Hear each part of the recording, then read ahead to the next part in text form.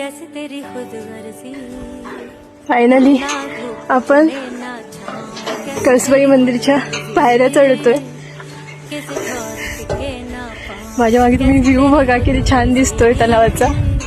ना धूप चुने ना छाँव कैसे तेरी खुद गर्जी किसी ठोर टिके ना पाँव बन लिया अपना पैगंबर कर लिया तू सात समुंदर फिर भी सूखा मन के अंदर क्यों